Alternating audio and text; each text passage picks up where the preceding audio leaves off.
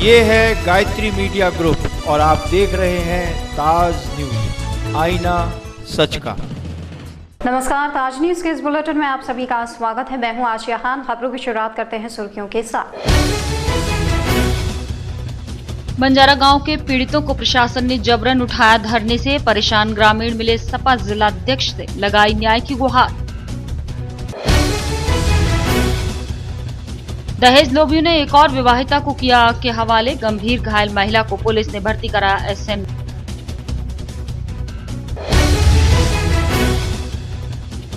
प्रधानमंत्री नरेंद्र मोदी ने भर दी मासूम की झोली में खुशियां, गरीब मुस्लिम बच्ची के दिल में छेद के इलाज का लिया जिम्मा। और डूब क्षेत्र में एडीए की ध्वस्तीकरण की कार्रवाई लगातार जारी, लेकिन मंगलम की दीवार ध्वस्त करना बन सकता है शासन और एडीए की गले की फांस। और अब खबरें विस्तार से। सपा सरकार में इंसाफ के लिए भटक रहे बंजारा गांव के पीड़ितों ने सपा सरकार पर ही भरोसा जताया है। कलेक्ट्रेट में धरने से जबरन उठाए जाने के बाद पीड़ितों ने सपा जिलाध्यक्ष से मुलाकात की और न्याय दिलाने की गुहार लगाई। बीते दिनों थाना शमशाबाद इलाके में दबंगों द्वारा पूरा बंजारा में मारपीट आगजनी की गई थी, जिसके विरोध में पीड़ितों ने थाना शमशाबाद में दबंगों के खिलाफ तहरीर दी। दबंग सपा नेताओं के संरक्षण में हैं, इसे लेकर कोई भी कार्रवाई नहीं की गई। पीड़ितों की जांच ट्रांसफर हो गई। पिछले 8 दिनों से पूरा बंजारा गांव के लोग कलेक्ट्रेट में 8 दिन से हड़ताल पर बैठे थे। कलेक्ट्रेट में पुलिस प्रशासन ने जबरन उन्हें हटा दिया, जिसके विरोध में पीड़ित बंजारा परिवार गुरुवार को सपा सरकार के जिलाध्यक्ष राम सहाय यादव के निवास पर पहुंचा और अपनी आप बीती सुना। जिलाध्यक्ष राम सहाय यादव ने बंजारा परिवार को निष्पक्ष कार्रवाई की बात कही है। ये आज जो है शमशाबाद के बंजारों का प्रकरण चल रहा था, धरने पे बैठे थे। उनका मानना यह है कि हम लोग शांतिपूर्वक धरना दे रहे थे। हम लोगों को प्रशासन ने जो है वहाँ से कलेक्ट्रेट से हटा दिया है। हम अपने न्याय की उम्मीद करते हैं, सरकार से पूरी उम्मीद है और हमें ये उम्मीद है कि हमेशा नेताजी ने गरीबों को, पिछड़ों को जो हमेशा जो है न्याय की बात करी और न्याय दिलाया है और लोगों को बहुत सम्मान किया है। उन्हें नेताजी ने आश्वासन दिया है कि न्याय मिलेगा और न्याय के लिए हम यहाँ आए हैं। 4 घंटे से यहाँ बैठे हुए हैं और हमारा कहना ये है कि मुख्यमंत्री से हम भी उम्मीद रखते हैं कि वो न्याय करेंगे। थाना डौकी इलाके के सलेमपुर में दहेज लोभियों ने एक महिला को मिट्टी का तेल डालकर आग के हवाले कर दिया। सूचना पर पहुंची पुलिस ने घायल महिला को एसएन में भर्ती कराया है, जहां उसकी हालत चिंताजनक बनी हुई है। गुरुवार देर शाम थाना डौकी इलाके के सलेमपुर गांव में दहेज लोभियों ने एक महिला को कैरोसिन डालकर जला दिया। महिला के परिजनों ने ससुराल पक्ष पर आरोप लगाए हैं। महिला के परिजनों ने बताया कि शादी के 1 साल बाद ससुराल पक्ष आए दिन डिमांड करने लगा। 2 दिन पहले कुछ पैसा भी दिया गया, लेकिन गुरुवार को पति ने अपनी पत्नी को मिट्टी का तेल डालकर आग के हवाले कर दिया। सूचना मिलने पर पहुंची पुलिस ने घायल महिला को एसएन मेडिकल कॉलेज में भर्ती कराया है और फिलहाल पुलिस अब पूरे मामले की जांच पड़ताल में जुट गई है। मेरी लड़की के साथ पैसे के बारे में, दहेज के बारे में हुई है। अच्छा। मैं 4-5 बजे का टाइम है, मैं जब तक मेरे पास अड़ोसी पड़ोसियों ने उन्होंने फ़ोन किया जब मैं आया हूँ। हजरत पारवाल वाले बाबा रहमतुल्लाह अलैह के उर्स के अवसर पर अमन सोशल वेलफेयर सोसाइटी की ओर से कव्वाली का आयोजन किया गया। इस कार्यक्रम में आए कलाकारों ने बेहतरीन कव्वालियों से समा बांध दिया। यहाँ सजदे के लिए आने वाले श्रद्धालुओं ने बाबा की दरगाह पर सजदा किया। इस कार्यक्रम में मुख्य अतिथि के तौर पर पूर्व राज्य मंत्री शिव कुमार राठौर मौजूद रहे। हजरत पाखर वाले रहमतुल्लाह अलैह का जो उर्स मनाया गया नैनाना जाट, हर साल की तरह यहाँ उर्स मनाया जा रहा है। यहाँ हिंदू मुसलमान सारी जाति के लोग आए। यहाँ पर कुरान खानी, फाता पानी, लंगर का काफ़ी इंतजाम हुआ है और मैं समझता हूँ कि अल्लाह ताला ऐसे ही हम सब भाइयों को यहाँ ऐसी तौफीक अता फरमाए। यहाँ कोई ऐसी बात नहीं है, अच्छे लोग जुड़े हुए हैं। बहुत आलीशान उर्स मुबारक हुआ है। बाबा की दरगाह पे चादर पोस चढ़ी, हम दिन भर यहाँ पे रहे, हमने काम वाम देखा, भंडारा हुआ। अब कव्वाली वाले आए हुए, कव्वाली हो रही है और दोपहर में बाबा का प्रसाद बड़ा। देखिए, आज जो अमन सोसाइटी की तरफ से नैनाना जाट ब्राह्मण में जो उसका आयोजन किया गया है, मैं कमेटी के समस्त पदाधिकारियों को बधाई देता हूँ और धन्यवाद देता हूँ कि इस तरीके के सामाजिक कार्य वो हमेशा करते रहें। और ये ताल वाले जो पीपल वाले सैयद बाबा हैं, उनकी स्मृति में ये किया जा रहा है। मैं पूरी कमेटी को एक बार फिर पुनः बहुत हार्दिक बधाई देता हूँ और धन्यवाद देता हूँ। सोसाइटी की तरफ से जो कार्यक्रम कर रहे हैं, ये लोग ऐसे बधाई के पात्र हैं। ऐसे सामाजिक कार्य करते रहना चाहिए और मैं समझता हूँ ये 6वीं बार हो रहा है। जिसका कोई नहीं उसका खुदा है यारो, फिल्म मुकद्दर का सिकंदर की ये पंक्तियां सच साबित करते हुए नरेंद्र मोदी ने ताजनगरी आगरा की रहने वाली एक मुस्लिम बच्ची का इलाज का भरोसा दिलाया है। इसी के साथ आगरा की एक मासूम बच्ची ने अपने इलाज के लिए पीएम नरेंद्र मोदी को पत्र लिख इलाज की मदद मांगी थी और 20 दिन के अंदर ही प्रधानमंत्री नरेंद्र मोदी की चिट्ठी ने एक 8 साल की मासूम और उसके परिवार में खुशियां ला दी। नाम तैयबा, उम्र 8 साल, क्लास 3। इस बच्ची के दिल में छेद है। आगरा के टीला अजमेरी की रहने वाली तैयबा को लगता है कि उसे जिंदगी की रोशनी मिल गई। दिल की बीमारी से लाचार और बेबस तैयबा ने इलाज के लिए प्रधानमंत्री नरेंद्र मोदी को अपने स्कूल की कॉपी के पन्ने से फाड़कर एक चिट्ठी लिखी। चिट्ठी में तैयबा ने अपने दिल की बीमारी दिल की आवाज से लिखी। तैयबा ने प्रधानमंत्री नरेंद्र मोदी को ये चिट्ठी मन की बात कार्यक्रम से प्रेरित होकर लिखी थी। तैयबा का परिवार उसका इलाज कराने के लायक नहीं है क्योंकि तैयबा के परिवार की आर्थिक स्थिति अच्छी नहीं है और इलाज बहुत महंगा। हालांकि तैयबा की बीमारी में डॉक्टर S.K. कालरा और आगरा विकास मंच ने बहुत साथ दिया। अपनी मम्मी से पूछी थी। क्या पूछा था? मम्मी पापा ऐसे से परेशान रहते हैं, तो मैंने टीवी में देखा क्या मैं प्रधानमंत्री सबकी सेवा करते हैं। मैं भी एक बच्ची हूँ, भारत माता बेटी, मेरा भी आता है जीने का। मेरे भी आइडिया है, मैं भी लिख के भेजूँ। जो बच्चों की सेवा कर, जो प्रधानमंत्री जो बच्चों सेवा है वो मेरा भी करते, तो मैंने लिख के भेजी। अच्छा, प्रधानमंत्री को चिट्ठी लिखी आपने? फिर वहाँ से जवाब आया? यस आया। फिर बात हुई किसी से आपकी? मेरी बात हाँ हुई। वेसल्स होती हैं, बड़ी आर्टरी और धमनियाँ जो होती हैं वो अपनी जगह से हट के लग रही थी, जिसकी वजह से उसको जल्दी जल्दी खांसी जुकाम होना, खून की कमी होना, सांस फूलना, उसकी ग्रोथ नहीं हो रही थी। तो जब उसकी जांचें हुई तो उसमें पता लगा कि इसके लिए विशेष इलाज, दिल के इलाज की ज़रूरत है, जो सुविधा आगरा में उपलब्ध नहीं है और काफ़ी महंगी भी है। क्योंकि आर्थिक रूप से गरीब परिवार से थे तो इनको हमने कुछ NGO के संपर्क में भेजा और आगरा में आगरा विकास मंच इस दिशा में काम। तो जब किसी तरह से इसका फाइनेंशियली नहीं हो पाया तो हमने इनके सजेशन दिया कि आप जब से मोदी गवर्नमेंट आई है इस तरह की सहायता मिल सकती है, तो इस बच्ची ने वहाँ लेटर लिखा। हमारी खुशकिस्मती का ये और कुछ गवर्नमेंट का अच्छी कृपा रही है कि इस बच्ची को वहाँ से जवाब मिला और इसको इलाज के लिए पूरा निःशुल्क सुविधा की उपलब्ध निःशुल्क सुविधा गुरु तेग बहादुर हॉस्पिटल दिल्ली में मुहैया करवाई जा रही है। उसकी पत्र उनको मिल गया। अब्दुल खालिद के घर में तैयबा का जन्म दिल में छेद की बीमारी के साथ हुआ था। तैयबा के 2 भाई और 1 बहन है और सभी स्कूल में पढ़ते हैं। अब्दुल जूता मजदूर है और दिहाड़ी की कमाई पर अपना परिवार चलाते हैं। मजबूर पिता के पास मोदी के धन्यवाद के लिए शब्द नहीं है। अभी तक डॉक्टर की मेहरबानी के भरोसे बस किसी तरह तैयबा का इलाज चल रहा था। अब्दुल का दिन परिवार की कमाई और रातें तैयबा की बीमारी के इलाज की चिंता में कटती थी। अब्दुल खालिद की चिंता अब खत्म हो गई है और तैयबा चांदबी के लिए ऊपर अल्लाह और नीचे मोदी मेहरबान है। मतलब यह कि मम्मी ने जो टीवी वगैरह देखते हैं तो उसमें उन्होंने देखा कि ऐसे ऐसे सारी समस्याएं सुनी जाती हैं, तो इस बच्ची के दिल में एक वो आया तो उसने एक लेटर लिखा। ये लेटर लिखने के बाद में मैं लेटर दिल्ली भेज दिया। वहाँ से कुछ दिन के बाद में फ़ौरन ओके हो गया। ये मेरे लिए बहुत गर्व की बात है कि ये हमारे देश के प्रधानमंत्री ने मेरी ये इस बच्ची की स्वीकार करी और ये मेरे लिए बहुत गर्व की बात है, जिन्होंने मुझे अपनी झोली के अंदर पनाह दी। और नरेंद्र मोदी जी हमारे हिंदुस्तान के प्रधानमंत्री जी हैं, जो कभी ऐसे ही होने चाहिए। जो लोग मुसलमान वगैरह कहते हैं कि ऐसा कुछ नहीं है, मैं कहता हूँ ऐसा बात नहीं। ये सबके लिए, ये हिंदुस्तान सबके लिए एक बराबर, मतलब ये है कि सबके लिए है, हिंदू मुस्लिम सबके लिए है, सबके लिए प्रधानमंत्री मुझे पूरा विश्वास है, सबका साथ देते हैं। उन्होंने मेरी चिट्ठी पढ़कर जल्दी से भी ये स्वीकार किया। ये सबसे बड़ी गर्व की बात है मेरे लिए, मेरे बच्चे के लिए। नई जिंदगी मिलेगी मेरे बच्चे को। और मैं बहुत परेशान थी, 10 साल से परेशान थी, कुछ भी नहीं देखती थी। इस बच्ची को लेकर डॉक्टर रोती रहती थी, परेशान रोती थी। एक पैर लिए रोती थी बच्ची के लिए, छोटी सी थी जब इससे परेशान हुई हूँ। कोई रास्ता नजर नहीं आ रहा। तैयबा की चिट्ठी पर प्रधानमंत्री कार्यालय ने NCT को इलाज करने को लिखा। अब NCT तैयबा का इलाज GB पंत हॉस्पिटल नई दिल्ली में कराएगी।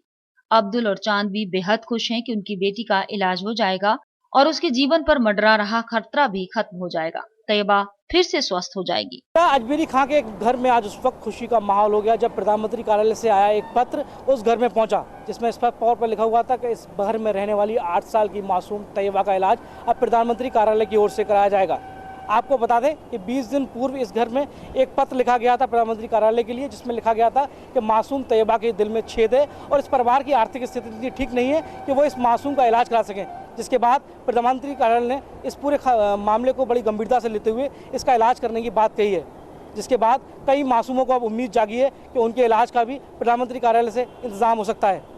कैमरा पर्सन अनिल सविता के साथ साजिद, ताज न्यूज़। सुप्रीम कोर्ट और एनजीटी के डंडे के बाद आगरा विकास प्राधिकरण द्वारा की जा रही ध्वस्तीकरण की कार्रवाई तीसरे दिन भी जारी रही। गुरुवार को पोया घाट पर एक फार्म हाउस के पीछे की दीवार सहित बल्केश्वर के अनुराग नगर में अस्थायी निर्माणों को भी ध्वस्त किया गया। इस दौरान एसीएम प्रथम डीबी गुप्ता के साथ साथ सीओ छत्ता भी मैफोर्स के मौके पर मौजूद रहे। नाम तैयबा, उम्र 8 साल, क्लास 3। इस बच्ची के दिल में छेद है। आगरा के टीला अजमेरी की रहने वाली तैयबा को लगता है कि उसे जिंदगी की रोशनी मिल गई। दिल की बीमारी से लाचार और बेबस तैयबा ने इलाज के लिए प्रधानमंत्री नरेंद्र मोदी को अपने स्कूल की कॉपी के पन्ने से फाड़कर एक चिट्ठी लिखी। चिट्ठी में तैयबा ने अपने दिल की बीमारी दिल की आवाज से लिखी। तैयबा ने प्रधानमंत्री नरेंद्र मोदी को ये चिट्ठी मन की बात कार्यक्रम से प्रेरित होकर लिखी थी। तैयबा का परिवार उसका इलाज कराने के लायक नहीं है क्योंकि तैयबा के परिवार की आर्थिक स्थिति अच्छी नहीं है और इलाज बहुत महंगा। हालांकि तैयबा की बीमारी में डॉक्टर एस.के. कालरा और आगरा विकास मंच ने बहुत साथ दिया। अपनी मम्मी से पूछी थी। क्या पूछा था? मम्मी पापा ऐसे परेशान रहते हैं, तो मैंने टीवी में देखा क्या मैं प्रधानमंत्री सबकी सेवा करते हैं। मैं भी एक बच्ची हूँ, भारत माता बेटी, मेरा भी आता है जीने का। मेरे भी आइडिया है, मैं भी लिख के भेजूँ। जो बच्चों की सेवा कर, जो प्रधानमंत्री जो बच्चों सेवा है वो मेरा भी करते, तो मैंने लिख के भेजी। अच्छा, प्रधानमंत्री को चिट्ठी लिखी आपने? फिर वहाँ से जवाब आया? यस आया। फिर बात हुई किसी से आपकी? मेरी बात हाँ हुई। वेसल्स होती हैं, बड़ी आर्टरी और धमनियाँ जो होती हैं वो अपनी जगह से हट के लग गई थी, जिसकी वजह से उसको जल्दी जल्दी खांसी जुकाम होना, खून की कमी होना, सांस फूलना, उसकी ग्रोथ नहीं हो रही थी। तो जब उसकी जांचें हुई तो उसमें पता लगा कि इसके लिए विशेष इलाज, दिल के इलाज की ज़रूरत है, जो सुविधा आगरा में उपलब्ध नहीं है और काफ़ी महंगी भी है। क्योंकि आर्थिक रूप से गरीब परिवार से थे तो इनको हमने कुछ एनजीओ के संपर्क में भेजा और आगरा में आगरा विकास मंच इस दिशा में काम। तो जब किसी तरह से इसका फाइनेंशियली नहीं हो पाया तो हमने इनके सजेशन दिया कि आप जब से मोदी गवर्नमेंट आई है इस तरह की सहायता मिल सकती है, तो इस बच्ची ने वहाँ लेटर लिखा। हमारी खुशकिस्मती का ये और कुछ गवर्नमेंट का अच्छी कृपा रही है कि इस बच्ची को वहाँ से जवाब मिला और इसको इलाज के लिए पूरा निःशुल्क सुविधा की उपलब्ध निःशुल्क सुविधा गुरु तेग बहादुर हॉस्पिटल दिल्ली में मुहैया करवाई जा रही है। उसकी पत्र उनको मिल गया। अब्दुल खालिद के घर में तैयबा का जन्म दिल में छेद की बीमारी के साथ हुआ था। तैयबा के 2 भाई और 1 बहन है और सभी स्कूल में पढ़ते हैं। अब्दुल जूता मजदूर है और दिहाड़ी की कमाई पर अपना परिवार चलाते हैं। मजबूर पिता के पास मोदी के धन्यवाद के लिए शब्द नहीं है। अभी तक डॉक्टर की मेहरबानी के भरोसे बस किसी तरह तैयबा का इलाज चल रहा था। अब्दुल का दिन परिवार की कमाई और रातें तैयबा की बीमारी के इलाज की चिंता में कटती थी। अब्दुल खालिद की चिंता अब खत्म हो गई है और तैयबा चांदबी के लिए ऊपर अल्लाह और नीचे मोदी मेहरबान है। मतलब यह इसकी मम्मी ने जो टीवी वगैरह देखते हैं तो उसमें उन्होंने देखा कि ऐसे ऐसे सारी समस्याएं सुनी जाती हैं, तो इस बच्ची के दिल में एक वो आया तो उसने ये लेटर लिखा। ये लेटर लिखने के बाद में ये मैं लेटर दिल्ली भेज दिया। वहाँ से कुछ दिन के बाद में फ़ौरन ओके हो गया। ये मेरे लिए बहुत गर्व की बात है कि ये हमारे देश के प्रधानमंत्री ने मेरी ये स्वीकार इस बच्ची की स्वीकार करी और ये मेरे लिए बहुत गर्व की बात है, जिन्होंने मुझे अपनी झोली के अंदर पनाह दी। और नरेंद्र मोदी जी हमारे हिंदुस्तान के प्रधानमंत्री जी हैं, जो कभी ऐसे ही होने चाहिए। जो लोग मुसलमान वगैरह कहते हैं कि ऐसा कुछ नहीं है, मैं कहता हूँ ऐसा कोई ऐसा बात नहीं। ये सबके लिए, ये हिंदुस्तान सबके लिए एक बराबर मतलब ये है कि सबके लिए है, हिंदू मुस्लिम सबके लिए है, सबके लिए। प्रधानमंत्री मुझे पूरा विश्वास है, सबका साथ देते हैं। उन्होंने मेरी चिट्ठी पढ़ कर जल्दी से भी ये स्वीकार किया। ये सबसे बड़ी गर्व की बात है मेरे लिए, मेरे बच्चे के लिए। नई जिंदगी मिलेगी मेरे बच्चे को। और मैं बहुत परेशान थी, 10 साल से परेशान थी, कुछ भी नहीं देखती थी। इस बच्ची को लेकर डॉक्टर रोती रहती थी, परेशान रोती थी। एक पैर लिए रोती थी बच्ची के लिए, छोटी सी थी जब इससे परेशान हुई हूँ। कोई रास्ता नजर नहीं आ रहा। तैयबा की चिट्ठी पर प्रधानमंत्री कार्यालय ने एनसीटी को इलाज करने को लिखा। अब एनसीटी तैयबा का इलाज जीबी पंत हॉस्पिटल नई दिल्ली में कराएगी।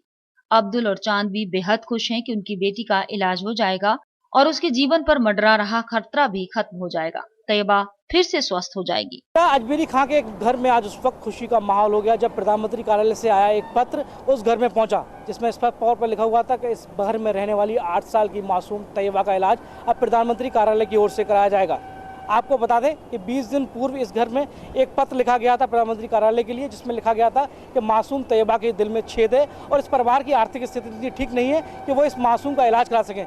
जिसके बाद प्रधानमंत्री कार्यालय ने इस पूरे मामले को बड़ी गंभीरता से लेते हुए इसका इलाज करने की बात कही है। जिसके बाद कई मासूमों को अब उम्मीद जागी है कि उनके इलाज का भी प्रधानमंत्री कार्यालय से इंतजाम हो सकता है। कैमरा पर्सन अनिल सविता के साथ साजिद, ताज न्यूज। दयालबाग के 100 फुटा रोड पर बने मंगलम स्टेट की दीवार एडीए विभाग के लिए मुसीबत बन सकती है। बुधवार को दीवार तोड़ने गए अधिकारी अगर दीवार को तोड़ देते तो विभाग के अधिकारियों सहित प्रशासन पर भी कोड ऑफ कंडक्ट हो सकता है। इसकी जानकारी अधिकारियों को बाद में मिले एक स्टे ऑर्डर से हुई।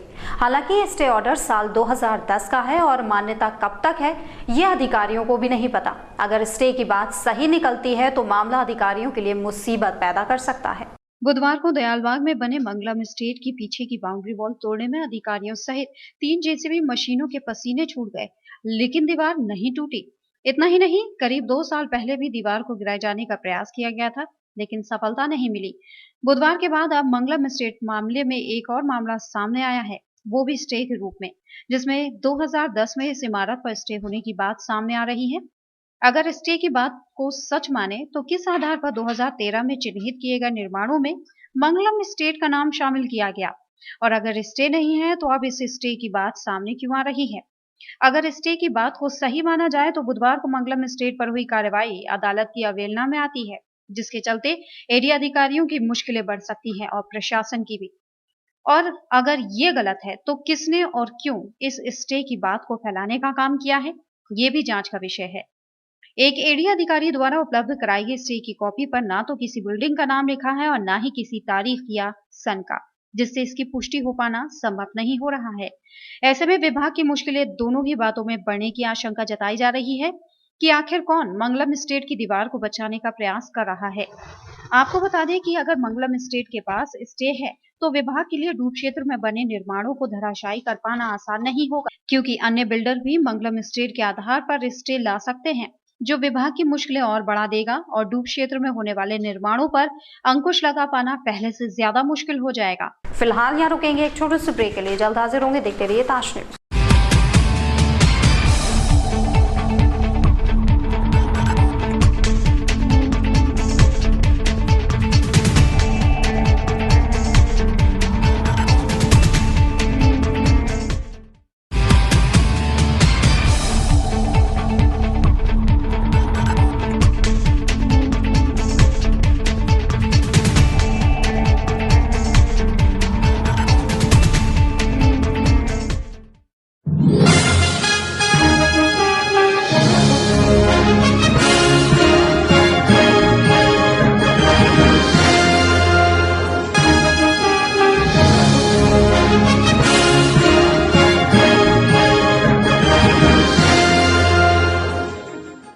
कृपया ध्यान दें, नौकरी ढूंढोगे तो उम्र गुजर जाएगी, कुछ हुनर सीख लो, अपने पैरों पे खड़े हो जाओ तो जिंदगी संवर जाएगी। मोबाइल फोन, कंप्यूटर, लैपटॉप का कोर्स कराने वाले वैसे तो कई संस्थान हैं, लेकिन हजारों छात्रों के विश्वास का प्रतीक ई-टेक एकेडमी छात्रों के बीच अपनी अलग ही पहचान बना चुका है। इंजीनियर तो सभी बनाते हैं, लेकिन आप बनिए एडवांस इंजीनियर ई-टेक के साथ। जी हाँ, भारी छूट का प्रलोभन या झूठे वादों का आश्वासन अपनाओगे तो जिंदगी भर पछताओगे, क्योंकि सफलता तभी मिलती है जब फैसला सही हो।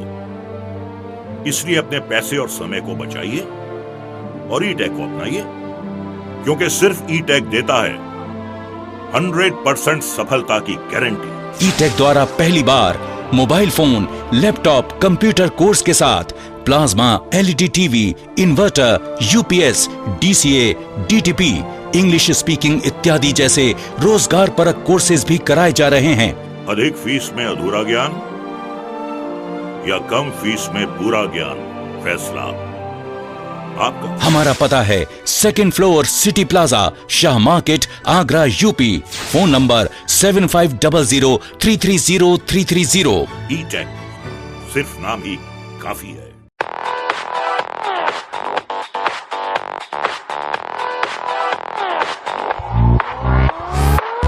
Shri Balaji jewellers, gold, silver और डायमंड ज्वेलरी मिलने का विश्वसनीय स्थान। हमारे यहाँ आपको gold, hallmark certificate gold jewellery नए कलेक्शन के साथ उपलब्ध मिलेगी।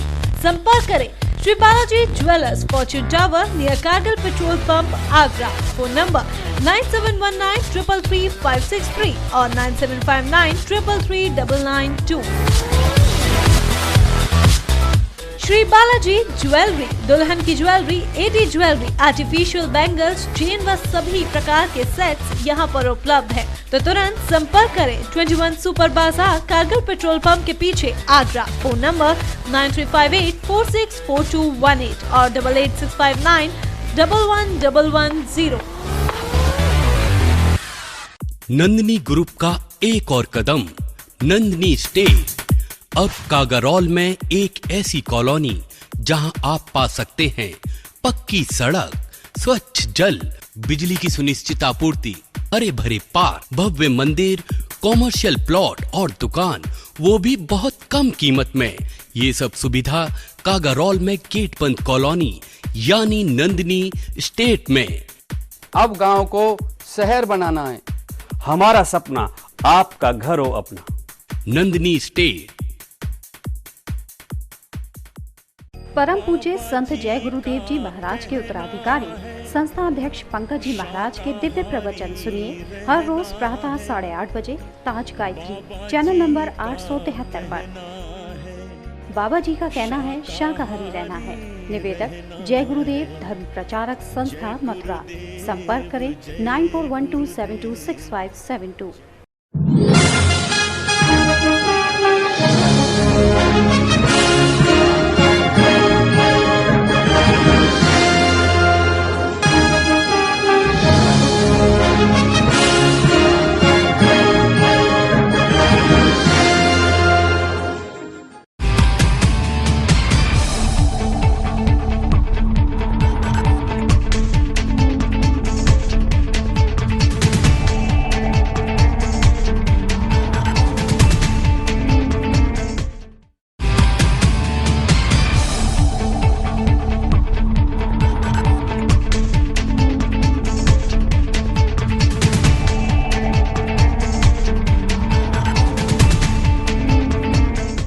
ब्रेक के बाद स्वागत है। देखते हैं अगली खबर। एनजीटी और सुप्रीम कोर्ट का डंडा एडीए ही नहीं नगर निगम में भी अपना असर दिखा रहा है।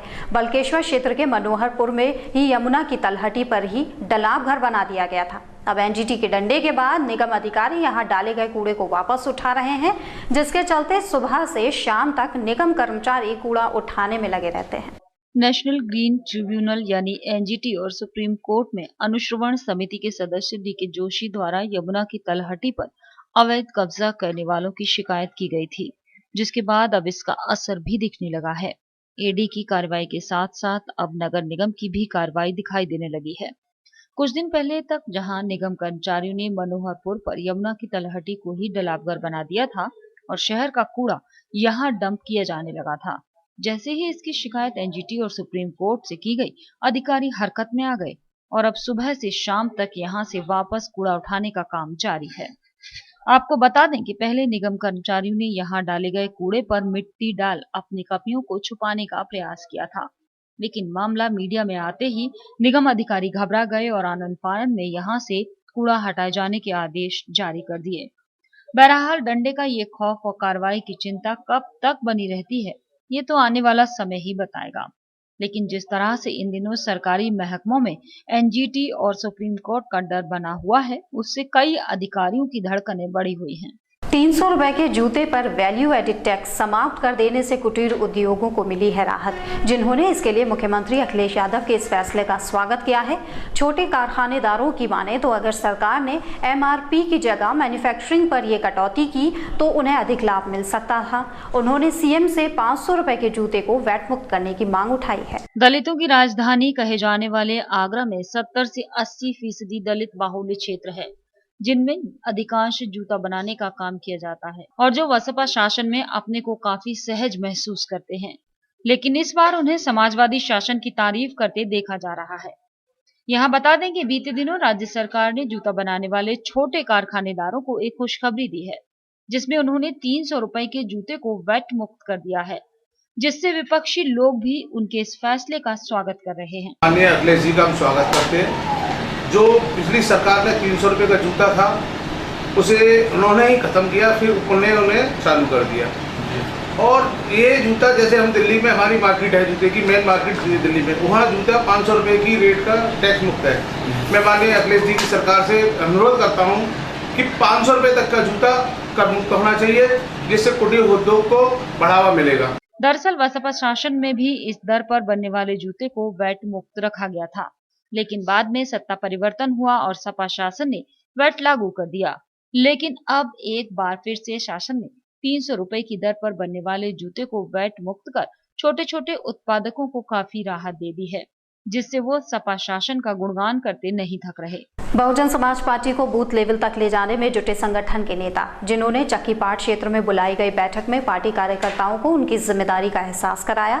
वरिष्ठ नेताओं ने मीटिंग में बोलते हुए कहा कि आगामी चुनावों में उन बूथों पर खास नजर रखी जाएगी जिन पर लोकसभा चुनाव में वोटों की परसेंटेज कम थी। लोकसभा चुनाव में मुंह की खाने वाली बसपा ने अब अपना ध्यान आगामी विधानसभा चुनावों में केंद्रित कर रखा है, जिसकी लगातार चल रही मीटिंग्स इसी बात का प्रमाण है।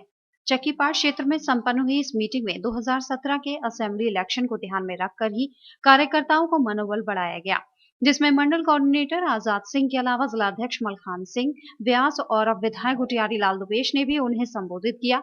उनका कहना है कि अच्छे और योग्य पदाधिकारियों की नियुक्ति पर चर्चा की जा रही है, जिससे कि आने वाले समय में एक बार फिर बसपा मजबूती के साथ सत्ता में वापसी कर सके। उत्तर प्रदेश की जनता चाह रही है कि बहन कुमारी मायावती जी की सरकार आए, और जिस तरह से पूर्व में जब माननीय बहन जी मुख्यमंत्री थी, जनता को राहत मिली थी और बहुत सारे विकास हुए थे। अब इस समय जो वर्तमान में सरकार चल रही है उस पर विकास नाम की चीज़ नहीं है, खुले में गुंडाई हो रही है। इसलिए जनता चाह रही है, सर्व समाज चाह रहा है कि बहन जी 2017 में पुनः मुख्यमंत्री बने और इस प्रदेश को संभालें। और आज हम लोग इसी तरह से मेहनत कर रहे हैं, माननीय बहन जी का आदेश है और सर्व समाज चाह रहा है। और जिस तरह से बहुजन समाज पार्टी में कार्य होते हैं, गुंडे बाहर भाग जाते हैं, किसी की ज़मीनों पर कब्जे नहीं होते, बहन बेटियां सुरक्षित रहती हैं, गरीब आदमी को राहत मिलती है। बैठक लोकसभा कमेटियों को भंग करने की जानकारी देते हुए बसपा नेताओं ने कहा कि अब आगे चलकर हमें विधानसभा चुनावों का सामना करना है, इसलिए विधानसभा, सेक्टर और बूथ कमेटियों को और अधिक गौर करने की जरूरत है। उन्होंने कहा कि बूथ कमेटियां जितना प्रभावशाली होंगी, परिणाम भी उतने ही सुखदायक साबित होंगे। आए दिन शहर में लगते जाम से शहरवासियों को निजात दिलाने के लिए आगरा ट्रैफिक पुलिस द्वारा नया रूट प्लान किया गया है, जिसमें खंदारी चौराहे को बंद कर दिया गया है। ये ट्रैफिक प्लान बुधवार की रात से लागू कर दिया गया, जिसकी निगरानी खुद आला अधिकारी कर रहे हैं। आगरा शहर में जाम की समस्या कोई नई नहीं है, ये समस्या लंबे समय से चली आ रही है। बेशक दिल्ली से पर्यटक आगरा 2 घंटे में आ जाते हों, लेकिन उसे ताजमहल तक पहुंचने में घंटों जाम में फंसना पड़ता है। अधिकारियों द्वारा समय समय पर रूट भी प्लान किए जाते हैं, लेकिन अधिकारियों की लगातार देखरेख न होने की स्थिति में समस्या वहीं पुराने ढर्रे पर आ जाती है। अभी बात कर रहे हैं हम आगरा दिल्ली नेशनल हाईवे की, जहां वाहनों का आवागमन दिन रात चलता है। खंदारी चौराहे पर लगने वाले जाम से शहरवासियों के साथ साथ पर्यटकों को भी लंबी लंबी लाइनों में घंटों फंसे रहना पड़ता है।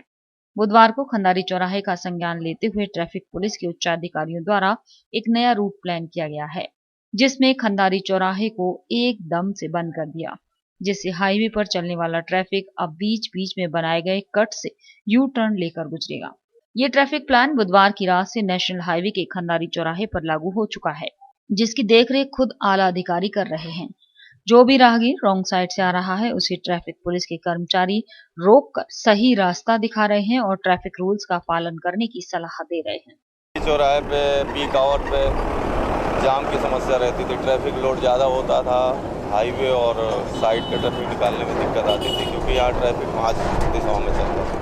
इसको लेकर के उच्च अधिकारियों ने कमेटी के तहत जो एक निर्णय लिया कि इन्हें अगर यू टर्न पे निकाला जाए, ट्रैफिक को सीधे चौराहे से नहीं निकाल के, तो जो हमें वेट करना पड़ता था 15-15 मिनट तक कभी कभी एक साइड का ट्रैफिक खड़ा रहता था, तो उससे निजात मिली। अब वो चलते चलते 100 मीटर आगे 200 मीटर दोनों तरफ डिस्टेंस है, आगे जा कर के ट्रैफिक निकल जाता है चलते चलते यू टर्न। उन्हें मालूम हो गया, धीरे धीरे सभी लोगों को मालूम हो जाएगा कि हमें चौराहे पे खड़े ना होकर के आगे से ट्रैफिक यू टर्न मिल जाएगा।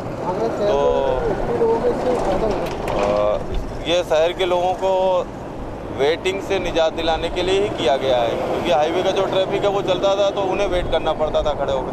अब चलते चलते दोनों निकल जाएंगे, ये यू टर्न लेकर निकल जाएंगे और जो हाईवे का ट्रैफिक है वो चलता है। वहीं शहरवासियों से इस नए ट्रैफिक प्लान के बारे में बात की गई तो शहरियों ने इस नए रूट डायवर्जन की सराहना करते हुए कहा कि अगर शहरवासी ट्रैफिक रूल्स का पालन करें तो जाम से निजात जरूर मिलेगी। कट्स बनाए गए हैं जो उसके आगरा की जनता को अभी थोड़ी शुरुआत में परेशानी होगी, लेकिन जैसे ही उनके 2-3 दिन में उनको रूट का पता चल जाएगा, आगे जाके उनको बहुत ही अच्छा महसूस होगा क्योंकि ट्रैफिक से परेशानी नहीं होगी और फिर दुर्घटनाएं भी कम होगी। नियम पालन करने के लिए थोड़ी सी प्रॉब्लम शुरुआत में होंगी, लेकिन आगे जाके काफी फायदा मिलेगा। इस नए रूट डायवर्जन का असर कुछ घंटों के अंदर ही आगरा दिल्ली राष्ट्रीय राजमार्ग पर दिखने लगा। अब यहाँ दूर दूर तक कोई भी जाम और लंबी लाइन नहीं दिख रही। अगर ट्रैफिक पुलिस का यहाँ रूट डायवर्जन ऐसे ही चलता रहा तो आगरा में शहरवासियों के साथ साथ पर्यटक भी बिना जाम में फंसे अपने गंतव्य तक पहुंच सकेंगे। सच कहा जाए लेकिन प्रिय कहा जाए, बड़ी पुरानी बात है। इसके साथ में एक और बात बड़े बुजुर्ग कहते सुने गए हैं कि बंदूक से निकली गोली और जुबान से निकले शब्द कभी वापस नहीं आते। ऐसा ही कुछ हो गया कांग्रेस के शहर अध्यक्ष के साथ। आइए देखते हैं हमारे संवाददाता अनिल सविता की स्पेशल रिपोर्ट, फिसलती जुबान। हम अक्सर ये बातें करते हैं कि व्यक्ति को संस्कारी होना चाहिए, अपनी वाणी और कार्यों को सोच समझकर करना चाहिए। अनर्गल बोलना और उत्सुकता में दिए गए बयान आप पर ही सवालिया निशान लगा सकते हैं। ऐसे ही एक बयान से आपको रूबरू कराते हैं। हमारे नेता प्रिय नेता राहुल गांधी जी का हम शहीदी दिवस मना रहे हैं शहर कांग्रेस कमेटी की तरफ। हमारे नेता प्रिय नेता राहुल गांधी जी का हम शहीदी दिवस मना रहे हैं शहर कांग्रेस कमेटी की तरफ। हमारे नेता प्रिय नेता राहुल गांधी जी का हम शहीदी दिवस मना रहे हैं शहर कांग्रेस कमेटी की तरफ से। तो सुना आपने, आज राहुल गांधी का शहीदी दिवस है। आश्चर्य मत कीजिए, बल्कि यह बयान कांग्रेस के शहर अध्यक्ष का है। एक बार फिर से सुनिए। हमारे नेता प्रिय नेता राहुल गांधी जी का हम शहीदी दिवस मना रहे हैं शहर कांग्रेस कमेटी की तरफ। हमारे नेता प्रिय नेता राहुल गांधी जी का हम शहीदी दिवस मना रहे हैं शहर कांग्रेस कमेटी की तरफ से। राहुल गांधी कुछ समय के लिए भारत से लापता क्या हुए, कांग्रेसियों ने तो उन्हें शहीद ही बना दिया। अरे साहब, कोई इनको बता दे कि राहुल का गुणगान इतना मत करो कि उन्हें राजीव गांधी के शहीदी दिवस पर भी शहीद होना पड़े। एक जिम्मेदार पद पर होकर जुबान का फिसलना अपने आप में एक बड़ा सवाल बन गया। लगता है आपत्तिजनक बयान देना नेताओं की आदत बन गई है। पिछले दिनों कांग्रेस महासचिव दिग्विजय सिंह सांसद मीनाक्षी नटराजन को 100 टंच का माल कहते सुने गए, जिस पर काफी हो हल्ला हुआ। केंद्रीय ग्रामीण विकास मंत्री जयराम रमेश ने भी एक मोटी महिला डॉक्टर को रोड रोलर तक कह दिया। और राहुल को अधिकतर बीजेपी नेता कभी पगला तो कभी पप्पू जैसे शब्दों से नवाजते रहते हैं, पर खुद पार्टी के नेता की फिसलती जुबान, ओ माय गॉड। हमारे नेता प्रिय नेता राहुल गांधी जी का हम शहीदी दिवस मना रहे हैं शहर कांग्रेस कमेटी की तरफ से, और तमाम कांग्रेस के पदाधिकारी, कांग्रेस के कार्यकर्ता इस शहीदी दिवस के उसमें मौजूद है। नेताओं की जुबान ऐसी होती है कि न चाहते हुए भी फिसल जाती है। कुछ नेता तो जानबूझकर और कुछ अनजाने में ऐसे बोलते हैं जिससे बवाल मच जाता है। वैसे अधिकतर ये देखा जाता है कि पांव फिसलता है तो आदमी नीचे गिरता है, जुबान फिसलती है तो नेता का कद ऊंचा उठ जाता है, पांव फिसलने के बाद आदमी नजरें झुकाकर कपड़े झाड़ता है और जुबान फिसलने के बाद नेता सिर उठाकर बहस करता है। हमारे नेता प्रिय नेता राहुल गांधी जी का हम शहीदी दिवस मना रहे हैं शहर कांग्रेस कमेटी की तरफ से। पहले जब कभी कभार छुटवैये नेताओं की जुबान फिसलती थी तो बड़े नेता उन्हें डांट दिया करते थे। अब तो बड़े नेता ही बड़बोलेपन के चलते सामान्य शिष्टाचार को तिलांजलि देते नजर आते हैं। ताज न्यूज के इस बुलेटिन में फिलहाल इतना ही। अगले बुलेटिन में आपसे फिर मुलाकात होगी। दीजिए इजाजत, नमस्कार।